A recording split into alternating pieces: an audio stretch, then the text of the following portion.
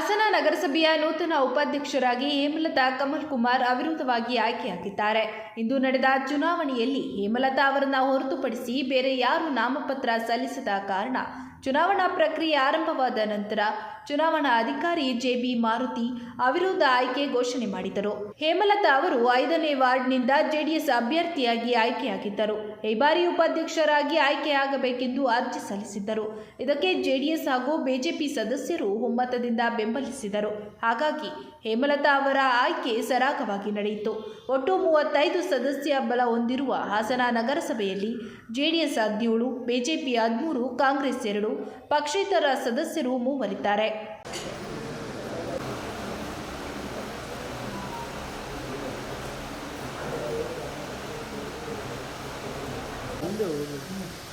ನಾಮಪತ್ರ ಸ್ವೀಕಾರಕ್ಕೆ ಅವಕಾಶವನ್ನು ನೀಡಲಾಗಿತ್ತು. 1:30ಕ್ಕೆ ಸಭೆಯನ್ನು ಆರಂಭ ಮಾಡಲಿಕ್ಕೆ ಈಗಾಗಲೇ ತಮಗೆ ಸೂಚನೆಯನ್ನು ಕೊಡಲಾಗಿತ್ತು. ಲಿಖಿತ ಮೂಲಕವಾಗಿ ನೋಟಿಸನ್ನು ತಲುಪಿಸಲಾಗಿದೆ. 1:30ಕ್ಕೆ ನಿಗದಿತ ಕೋರಂ ಇರೋದ್ರಿಂದ ಸಭೆಯನ್ನು ಆರಂಭ ಮಾಡಿದ್ದೇವೆ.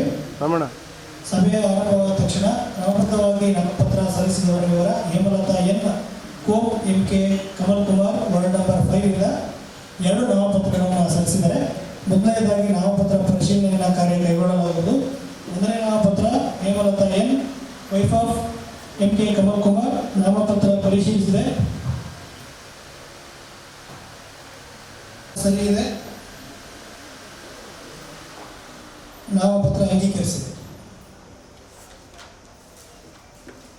2ನೇ ನಾಮಪತ್ರವು ಕೂಡ ಹೇಮಲತಾ ಕೋಮ್ ಕಮಲ್ ಕುಮಾರ್ ಅವರು ಸಲ್ಲಿಸಿದ್ದಾರೆ. 1ನೇ ನಾಮಪತ್ರ ಇವರದ್ದು ಅಂಗೀಕಾರ ಆಗಿರೋದ್ರಿಂದ 2ನೇ ನಾಮಪತ್ರವನ್ನು ಮುಕ್ತಾಯಗೊಳಿಸಿದೆ.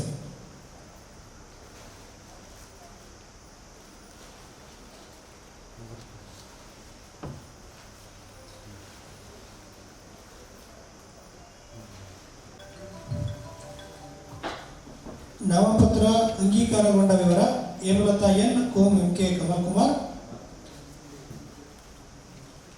ಸಮಯ 2 ಗಂಟೆಯವರೆಗೆ ನಾಮಪತ್ರವನ್ನು ವಾಪಸ್ ಪಡೆದುಕೊಳ್ಳಲಿಕ್ಕೆ ಅವಕಾಶ ಇರ್ತದೆ.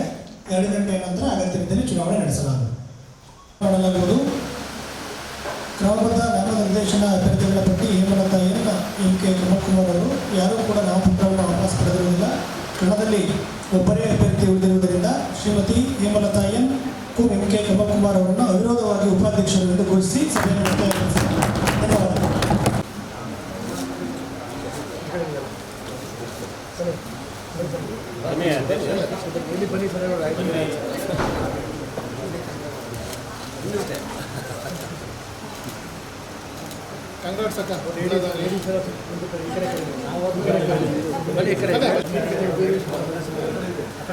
ಅವ್ರ ಕಡೆ ಲೇಡೀಸ್ ಸರ್ ನಿಮ್ಮ ಮನೆ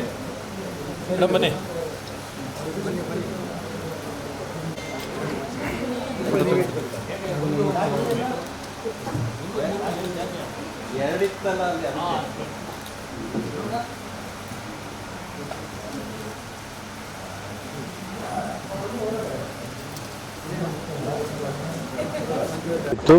ಅದರಲ್ಲಿ ನಮ್ಮ ಹಿಂದಿನ ಅಭ್ಯರ್ಥಿ ನಮ್ಮ ಸುರೇಶ್ ಕುಮಾರ್ ಅವರ ಮನೆಯವರು ರಾಜೀನಾಮೆ ಕೊಟ್ಟು ನಂತರ ಇವತ್ತು ಹೇಮಲತಾ ಕಮಲ್ ಕುಮಾರ್ ಅವರು ಇವತ್ತೇನು ಅಲ್ಲ ಅವ್ರ ಹೆಸರು ಫಸ್ಟ್ ಹೇಮಲತಾ ಕಮಲ್ ಕುಮಾರ್ ಅವರು ಇವತ್ತೇನು ಸ್ಪರ್ಧೆ ಮಾಡ್ತಾರೆ, ಎಲ್ಲರೂ ಅವಿರೋಧವಾಗಿ ಒಮ್ಮತವಾಗಿ ಇವತ್ತು ಒಂದು ಉಪಾಧ್ಯಕ್ಷನಾಗಿ ಆಯ್ಕೆ ಮಾಡಿದ್ವಿ. ನಾನು ಕೂಡ ಈ ಒಂದು ಸಮಾರೋಪದಲ್ಲಿ ಒಂದು ಮೀಟಿಂಗಲ್ಲಿ ಭಾಗವಹಿಸಿ ಅವ್ರಿಗೂ ಕೂಡ ಶುಭ ಕೋರ್ತಾಯಿದ್ದೀನಿ. ಇನ್ನು ಹೆಚ್ಚಿನ ರೀತಿ ನಮ್ಮ ಹಾಸನ ನಗರದಲ್ಲಿ ಒಳ್ಳೆ ರೀತಿ ಕೆಲಸಗಳನ್ನ, ಜನಾಭಿಪ್ರಾಯ ಬರುವಂಥ ಒಳ್ಳೆ ರೀತಿ ಕೆಲಸಗಳನ್ನ ಮಾಡಲಿ ಅಂತ ಅವ್ರಿಗೆ ಶುಭ ಕೋರ್ತಾ ಇದ್ದೀನಿ. ಏನೂ ಆಗಲ್ಲ, ಅಧ್ಯಕ್ಷ ಚುನಾವಣೆ ಕೂಡ ಸ್ಮೂತ್ ನಡೆಯುತ್ತೆ.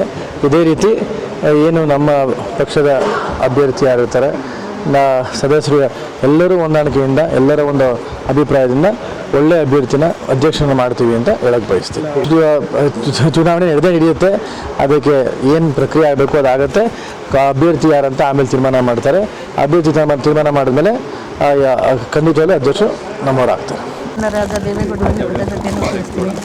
ಆಮೇಲೆ ನನ್ನನ್ನು ಅವಿರೋಧವಾಗಿ ಆಯ್ಕೆ ಮಾಡಿದ ಉಪಾಧ್ಯಕ್ಷನಿಗೆ ಅವಿರೋಧವಾಗಿ ಆಯ್ಕೆ ಮಾಡಿದ್ದ ಅವಕಾಶ ಮಾಡಿಕೊಟ್ಟ ರೇವಣ್ಣ ಸರ್ ಅವರಿಗೆ ಮತ್ತು ಭವಾನಿ ಮೇಡಮ್ ಅವರಿಗೆ ಮತ್ತು ಸೂರಜ್ ಸರ್ಗೆ ನನ್ನ ಕೃತಜ್ಞತೆಯನ್ನು ಸಲ್ಲಿಸ್ತೀನಿ. ಮತ್ತು BJPಯ ಮುಖಂಡರಾದ ಪ್ರೀತಮ್ ಗೌಡ ಅವರು ಸಹಕರಿಸಿದ್ದಾರೆ, ಅವರಿಗೂ ನನ್ನ ಕೃತಜ್ಞತೆಯನ್ನು ಸಲ್ಲಿಸ್ತೀನಿ. ಮತ್ತು ನನ್ನ ನಗರಸಭೆಯ ಸದಸ್ಯರುಗಳಾದ ಎಲ್ಲ ಪಾರ್ಟಿಯ ಪರವಾಗಿ ಸದಸ್ಯರುಗಳಿಗೆ ನನ್ನ ವಂದನೆಗಳನ್ನ ಅರ್ಪಿಸ್ತೀನಿ. ಆಮೇಲೆ ಧನ್ಯವಾದಗಳನ್ನ ಅರ್ಪಿಸ್ತೀನಿ ಮತ್ತು ನಿಮಗಳಿಗೆ ಧನ್ಯವಾದನ ಅರ್ಪಿಸ್ತೀನಿ.